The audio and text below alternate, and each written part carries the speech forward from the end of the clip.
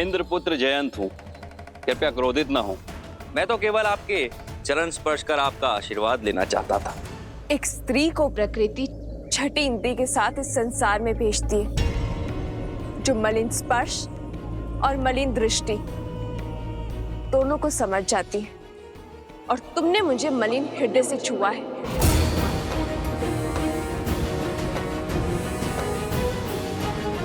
मेरी दृष्टि और भावनाओं पर प्रश्न उठाने का क्या अधिकार है आपको? स्वर साध के बात करो जयंत। क्यों? रूपवती हैं तो क्या किसी पर भी लांछन लगाएंगी? वनवासी होकर इतना साहस, इंद्रपुत्र जयंत को धमका रहे हो। ठीक है, छुआ मैंने तुम्हें मलिन भाव से, क्या कर लोगी? या क्या कर लेगा तुम्हारा ये वनवासी पति?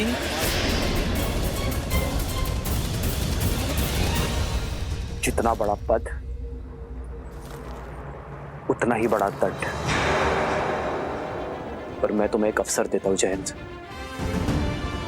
अभी इसी क्षण सीता से एक क्षमा मांगो। और जो ना मांगू तो? कौन है यहां पर जो मुझे दंडित करेगा? राजपाट छिन गया, वन वन यूं तपस्वियों की तरह भटक रहे हो, लेकिन अभिमान ज्यों का त्यों। देवराज इंद्र के पुत्र से उलझने की चेष्टा कर रहे हो।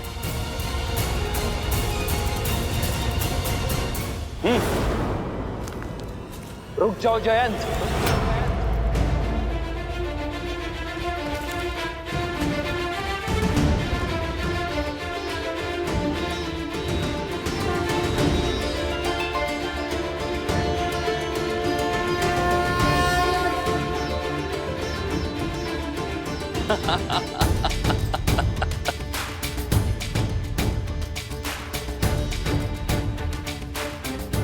अब इस छोटे से तिनके से प्रहार करोगे मुझ पर?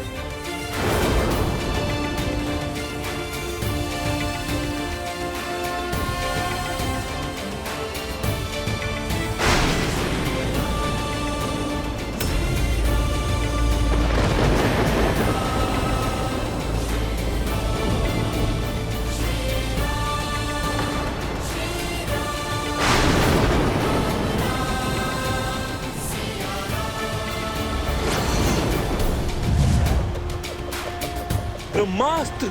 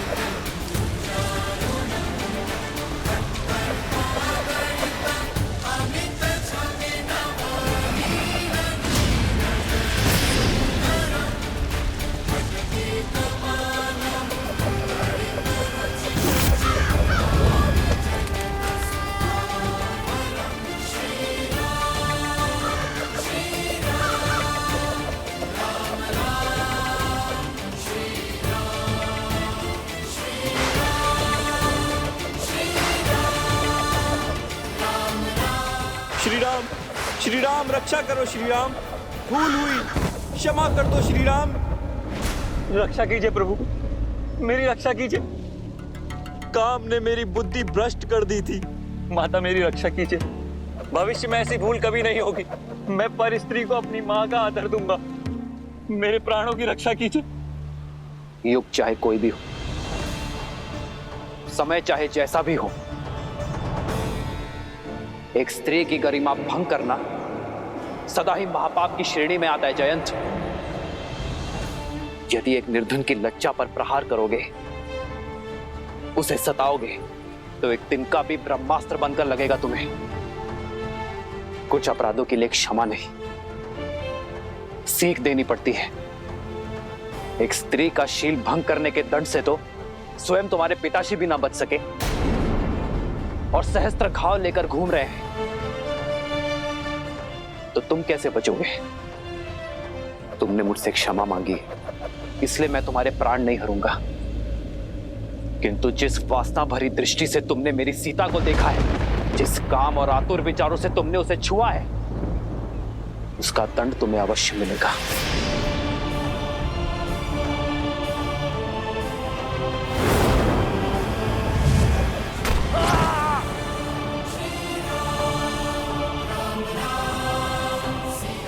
मुझे जीवित छोड़ने के लिए धन्यवाद श्री राम। मैं वचन देता हूं कि भविष्य में फिर कभी किसी भी स्त्री के लिए अपने मन में कुविचार नहीं लाऊंगा। मैं वचन देता हूं।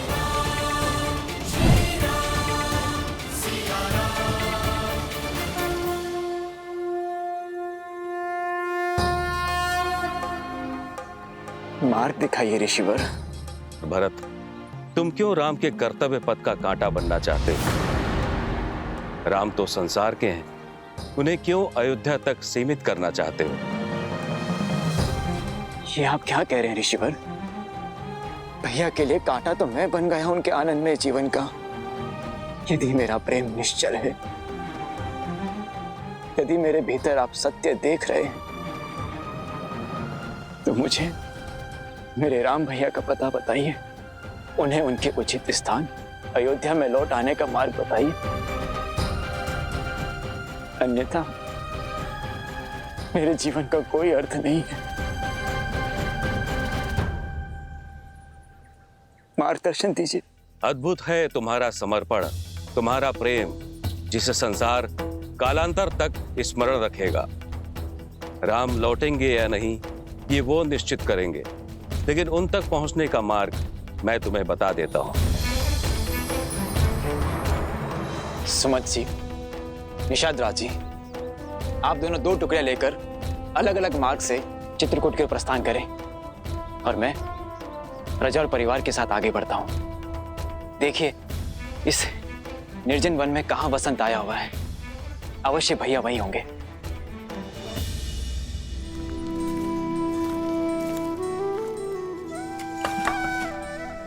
ईंधन के लिए लकड़ियां ले आया हूं माता। अब मेरा विचार है कि इन लकड़ियों को हम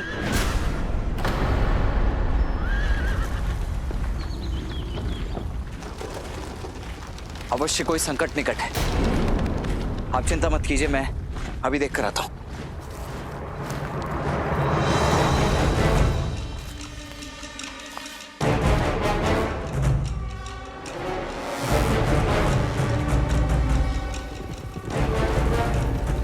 अयोध्या का सैन्य दल। भैया सावधान! शस्त्र उठाइए भैया। इस समय ध्यान करने का नहीं, बाण संधान करने का है। क्या हुआ लक्ष्मण? इतने विचलित क्यों हो तुम? क्योंकि दुस्वप्न सत्य होने जा रहा है भैया, परंतु मैं उसे इस बार सफल होने नहीं दूंगा। बस आपको मेरी सौगंध है, आप मध्य में मत आइएगा।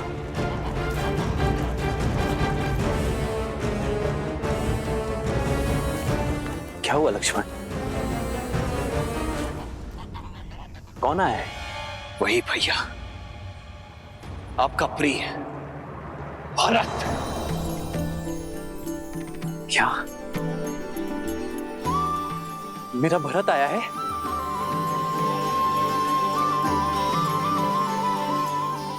भरत? अवश्य गुहा का हृदय जीत लिया होगा मेरे भरत ने। अब तो बड़े हो जाओ लक्ष्मण।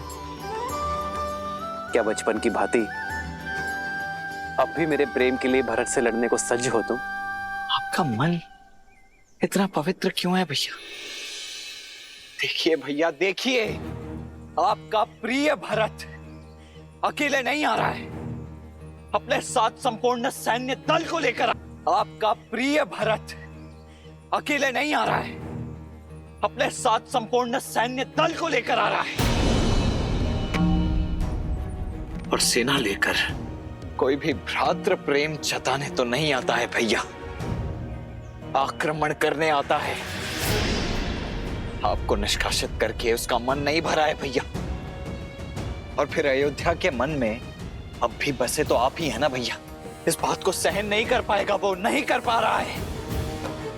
भय है उसे भैया कि कहीं उसका राज्य उससे छिन ना जाए, इसीलिए आप पर आक्रमण करके इस संदेह को सदा सदा के लिए मिटा देना चाहता है। लक्ष्मण, संसार में ऐसा कुछ नहीं जो मेरे भरत के मन को मलिन कर दे। माता कैकेयी के लिए भी तो आपके विचार यही थे ना भैया, परंतु उनका मन तो हो गया मलिन।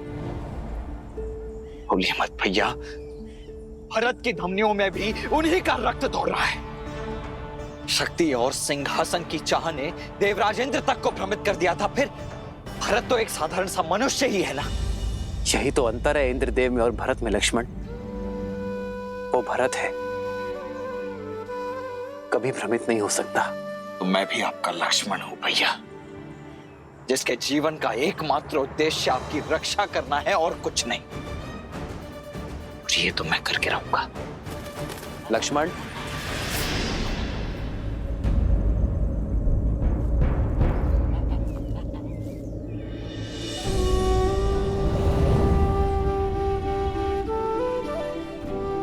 तुम्हारे सामर्थ्य पर तनिक भी संदेह नहीं है मुझे लक्ष्मण, किंतु आवेश में आकर बिना उचित अनुचित का भेद जाने यदि तुमने भरत के प्राण ले लिए तो क्या उसे पुनः जीवित कर पाओगे तुम? आंखों देखी स्थिति झूठ नहीं होती है भैया। सत्य दृष्टि और श्रवण से परे होता है लक्ष्मण।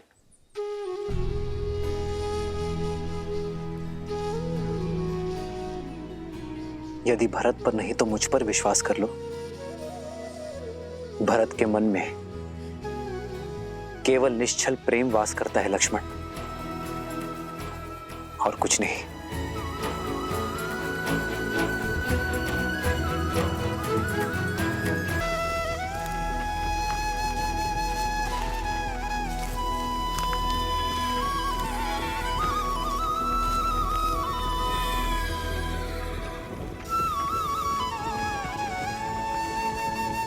भरत भैया, भरत भैया, वो कुटिया मिल गई जिसमें श्री राम, सीता मैया और लक्ष्मण भैया रहते रहे। अब एक क्षण भी उनका वियोग नहीं सह सकता मैं। वो कुटिया कहाँ है? हुआ है भरत भैया। निषाद राज जी, आप शेष सभी को लेकर के आइए, अब और प्रतीक्षा नहीं कर सकता मैं।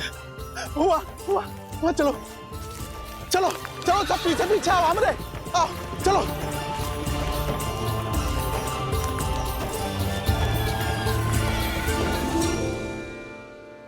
आओ लक्ष्मण भैया। भाभी माँ, आप ही समझाइए ना भैया को। समझने की आवश्यकता तो तुम्हें है लक्ष्मण। आवश्यक तो नहीं ना भैया कि स्नेह का जो बीज आपके मन में पनप रहा है वही भरत के मन में भी हो। यदि उसका ध्येय युद्ध हुआ तो करने दो। भरत हमारा महाराज है और राजा पर अस्त्र उठाना अधर्म है। तो यह अधर्म करने के लिए भी सज्ज हूं मैं भैया। यदि भरत शत्रु बनकर आया ना तो आपकी सुरक्षा में उस पर शस्त्र उठाने के लिए तनिक भी संकोच नहीं करूंगा मैं भैया। लक्ष्मण,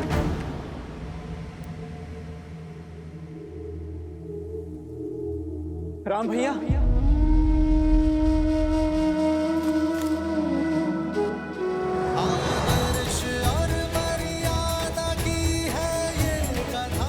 भरत, राम भैया,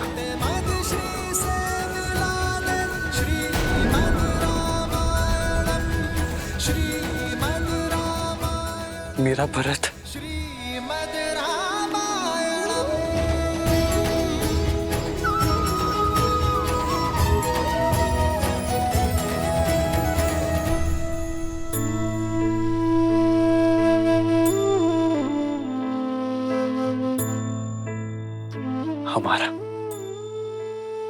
अयोध्या का महाराजा भरत।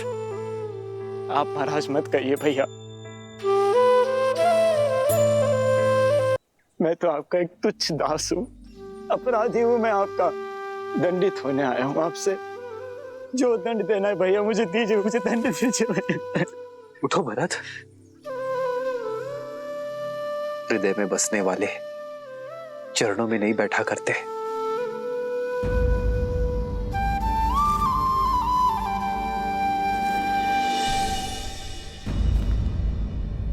मैं हृदय से लगाने के नहीं बल्कि 100 कोड़े बरसाने के योग्य हूँ। अपराधी हूँ मैं आपका। मुझ पापी के कारण आपको इतनी वेदना भोगनी पड़ी। महलों की शोभा बढ़ाने वाली मेरी भाभी माँ को एक वनवासी का जीवन जीना पड़ा और अपने प्राण से प्रिय लक्ष्मण को इतना कष्ट भोगना पड़ा। मुझे दंड दीजिए भैया, मैं इसी का भागी हूँ, इसी का भागी हूँ मैं।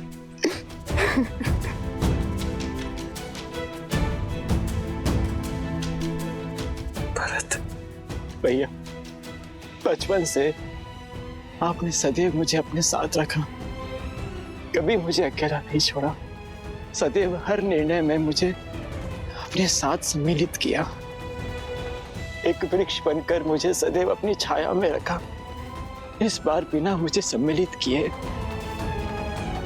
अपनी छाया से दूर कर अकेला छोड़ा है अपने भरत को, अकेला छोड़ा है भैया। भरत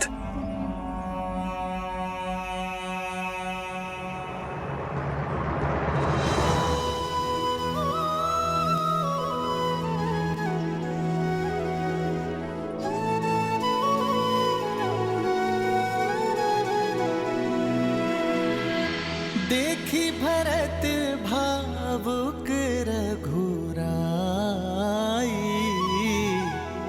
ब्रात मिलन की घड़ी है आई।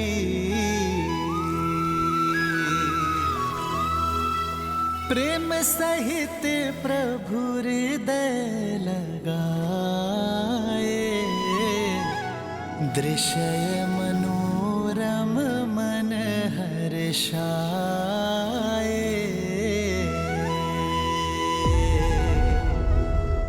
विश्वास नहीं होता, भिन्न भिन्न गर्भ से जन्म लेने वाले भाइयों के बीच इतना प्रेम। भाई एक दूसरे के पूरक होते हैं देवी। जैसे नारायण अपने शेषनाग के बिना, अपने सुदर्शन चक्र के बिना, अपने शंख के बिना अधूरे हैं, उसी प्रकार नारायण रूपी श्री राम भी अपने शेषनाग रूपी लक्ष्मण के बिना, सुदर्शन रूपी शत्रुघ्न के बिना, शंख रूपी भरत के बिना अधूरे हैं। भविष्य में जब जब संसार में प्रेम और धर्म का महत्व कम होगा, तब तब ये संसार इन चारों भाइयों के परस्पर प्रेम और समर्पण को सदैव स्मरण करेगा।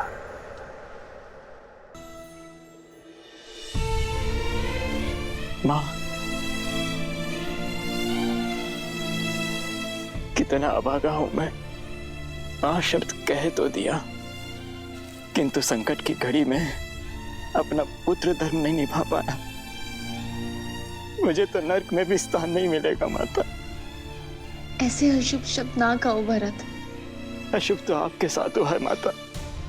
अपराधी हूं मैं आपका, पापी हूं मैं। लक्ष्मण, लक्ष्मण तुम्हारा भी अपराधी हूं मैं, पापी हूं मैं। तुम ही दंड दो मुझे।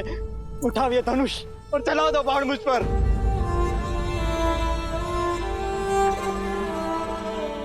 कर दो मुझे दुष्टा कैकई के पुत्र होने की ग्लानि से मुक्त। कलंकित कर दिया उसने मेरा जीवन। भरत,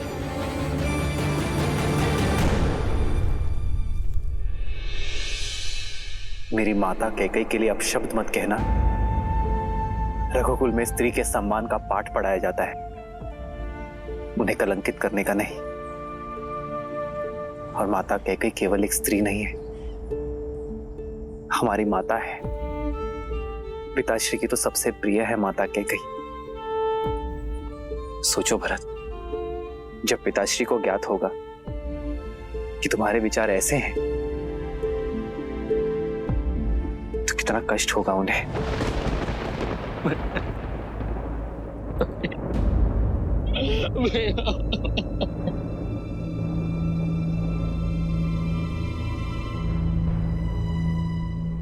भरत,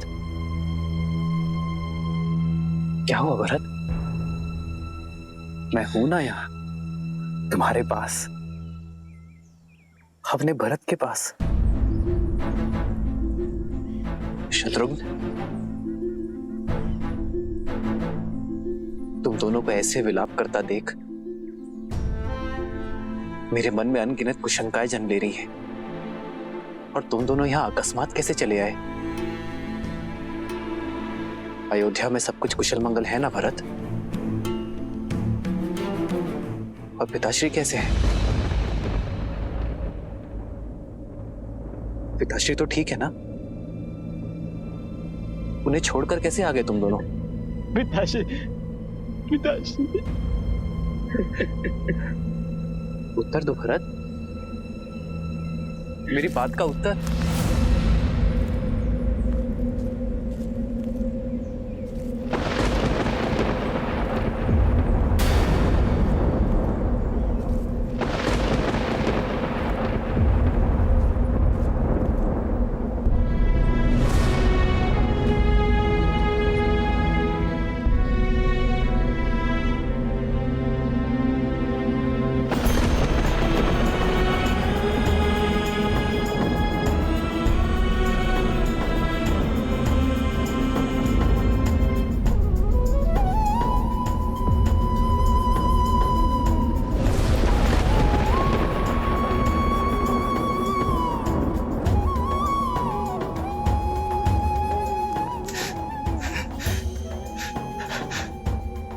हमारा हाथ हो गए भैया।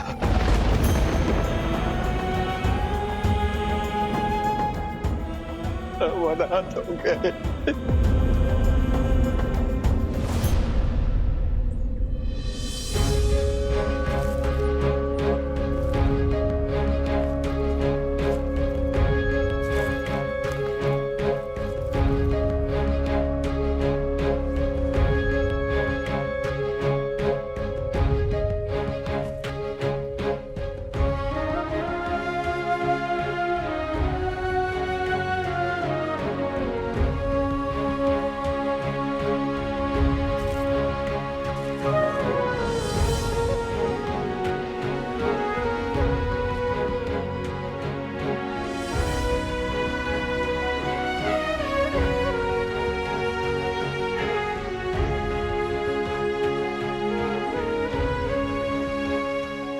माँ, पिताश्री के जाने के बाद मेरे माओ की ममता का ही तो सहारा है मुझे। यदि आप टूट गई माँ तो इस राम को कौन संभालेगा?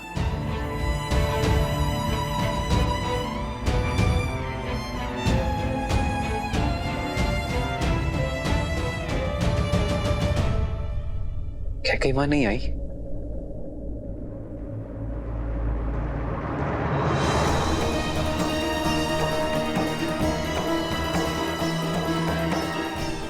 माँ,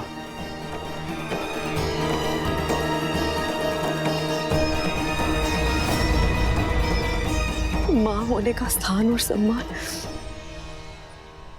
दोनों खो चुकी हूं मैं। मुझ जैसी कुमाता के चरण छूकर आपके भागी मत बनो राम। स्वर्ग जैसी अयोध्या में ईर्ष्या का बीज खोला है मैंने। प्राणों से अधिक प्रेम करने वाले पति के प्राण लिए हैं मैंने। सगे पुत्र से भी अधिक प्रेम और सम्मान करने वाले पुत्र को कष्टों का ये वियोग दिया है मैंने राम। मैं तो तुमसे क्षमा मांगने योग्य भी नहीं हो रहा। क्षमा मांगने योग्य मिलेगी राम। ऐसा मत कहिए माँ, क्षत्रानी हैं आप। अस्त्र को अग्नि में तपाकर अकाट्य बनाया जाता है, स्वर्ण को तपाकर कुंदन बनाया जाता है। आप तो अपने राम को और सबल बना रही हैं माँ। सब नियति का खेल है माँ। जो आज अशुभ है वो कल शुभ हो जाएगा। यदि आपने अपने राम को चरण स्पर्श करने ना दिए तो आपके राम का जन्म व्यर्थ हो जाएगा मां।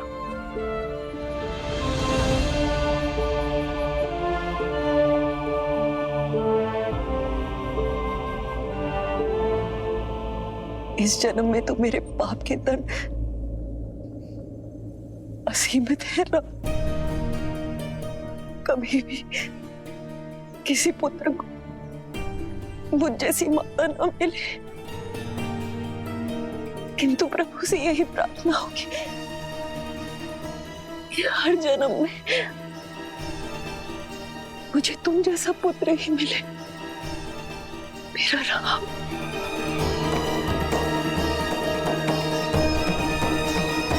राम,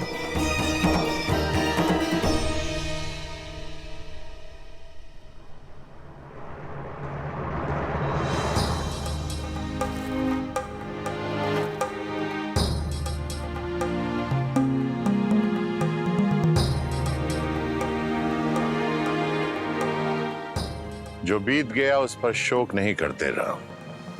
शोक जितना बड़ा है उससे कहीं बड़ा दायित्व भी है। महाराज दशरथ के ज्येष्ठ पुत्र होने के नाते पिंडदान और अस्थि विसर्जन करो।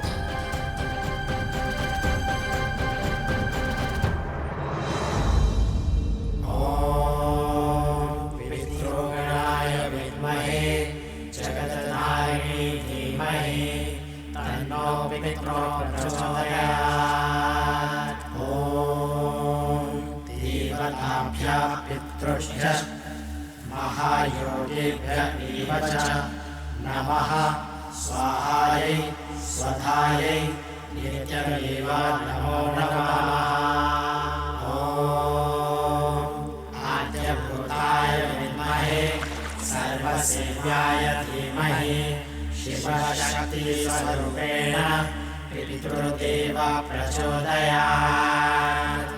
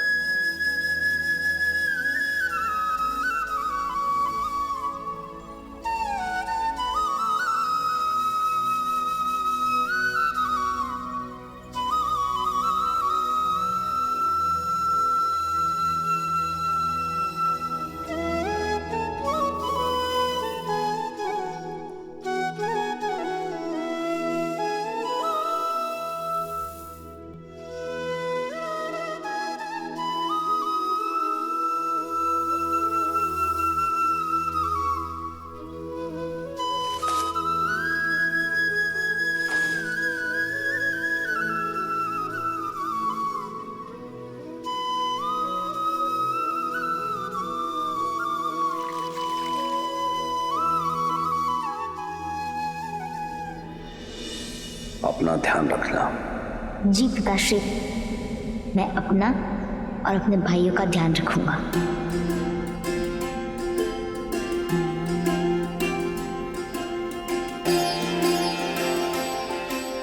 हमारे पिताश्री साक्षात धर्म थे और धर्म कभी संसार से नहीं जाता। वो हम सब में अंश बनकर, अयोध्या का मान बनकर, रघुकुल की रीत बनकर महाराज दशरथ की अंतिम संस्कार की अंतिम क्रिया समाप्त हुई पंच तत्वों से बना हुआ शरीर पंच तत्वों में विलीन हो गया। जीवन का यही परम सत्य है और इसे स्वीकार करो पुत्र, और अपने पिता के सपनों को और उनकी मर्यादाओं को साकार करो।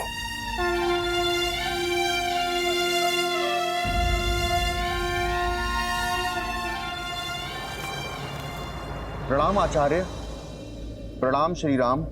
मिथिला नरेश महाराज जनक पधार चुके हैं।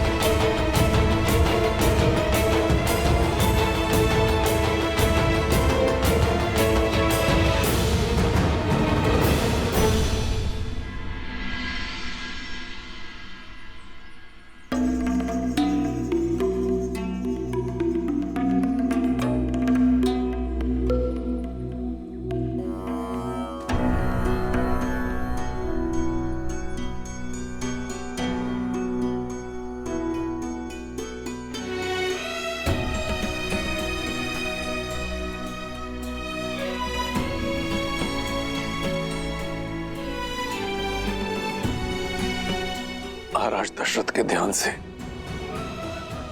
जितनी विचलित अयोध्या है उतनी ही शोकाकुल मिथिला भी। महाराज की धर्मपरायणता, उनका शौर्य, उनकी नीतिबद्धता युगों युगों तक स्मरण की जाएगी, अयोध्या और मिथिला को गौरवान्वित करेगी।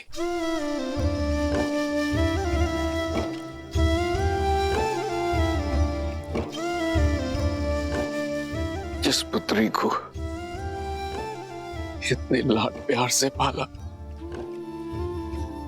उस पुत्री को इस वनवासी रूप में देख आंखें भी भर आई और मन भी। मैं तुम्हारे लिए तुम्हारी माता का संदेश लाया हूं।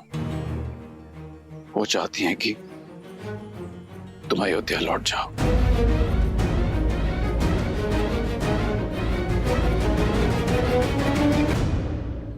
माता चाहती हैं कि तुम अयोध्या लौट जाओ और वहां अपनी बहनों के साथ महल में रहो, यहां वन में नहीं।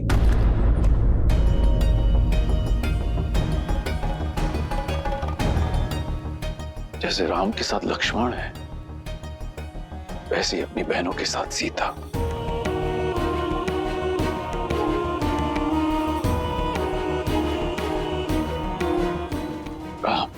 माता सुनैना ने आपसे प्रार्थना की है। महाराज जनक, मेरे साथ वन का कष्ट भोगना सीता की अपनी इच्छा थी और मैं उस इच्छा का सम्मान करता हूं। किंतु आज यदि सीता अयोध्या लौटना चाहे तो मैं उस इच्छा का भी उतना ही मान रखूंगा।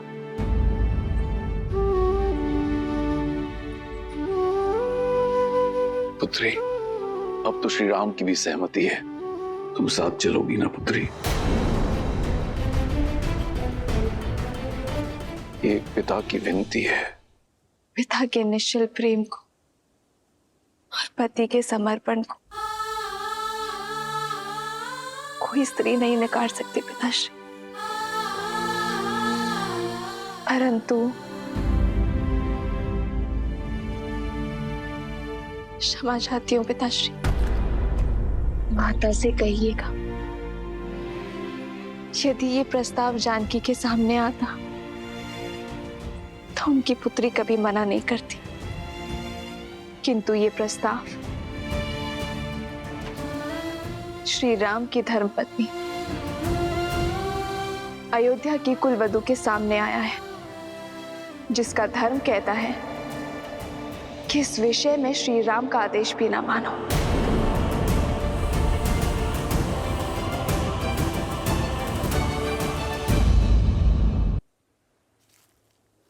पिताश्री, माता से कहिएगा कि अग्नि साक्षी बने हैं हम, और ये बंधन इस संसार के किसी भी कष्ट से नहीं कटेगा।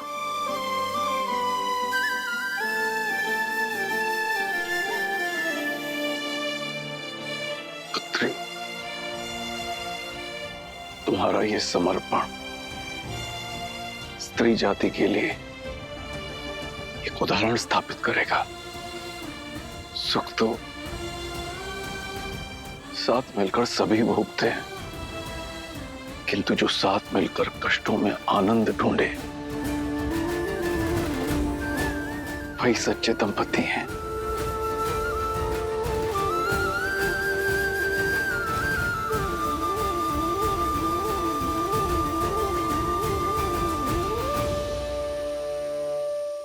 क्या करूं पिताश्री, आपने संस्कार ही मुझे ऐसे दिए हैं। आपके संस्कारों का अंकुर ही तो मेरे व्यक्तित्व का वृक्ष है पिताश्री।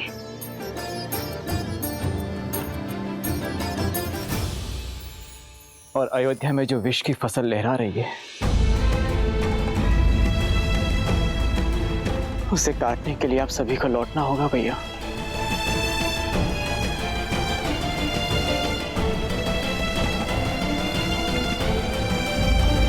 में जो विष की फसल लहरा रही है, उसे काटने के लिए आप सभी को लौटना होगा भैया। मेरे श्री राम और माता सीता का स्थान महल में है, यहां वन में नहीं भैया। मेरी विनती अस्वीकार मत कीजिए, मेरे साथ अयोध्या लौट चलिए भैया। तो रघुकुल का एक पुत्र दूसरे पुत्र से कह रहा है कि वो रघुकुल की मर्यादा का त्याग कर दे, पिताश्री के वचनों का उल्लंघन कर दे। क्या ये उचित है भरत? आपका यहां वन में कष्ट भोगना उससे अधिक अनुचित इस संसार में और कुछ नहीं होगा भैया। आप चाहे कितना ही प्रयास क्यों ना कर ले, किंतु मैं आपके बिना नहीं जाऊंगा।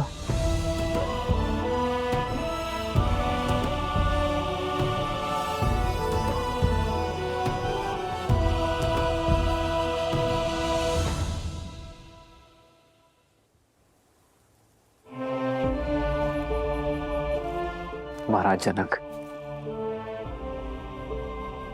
अब आप ही समझाइए अपने जमाता को। इस समस्या का समाधान केवल तर्क से लिया जा सकता है।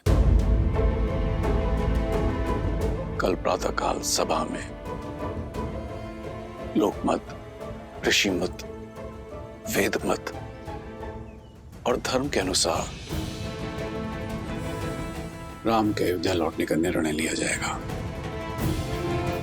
यह हमारा सौभाग्य है कि यह समस्या महाराज जनक की उपस्थिति में उत्पन्न हुई है।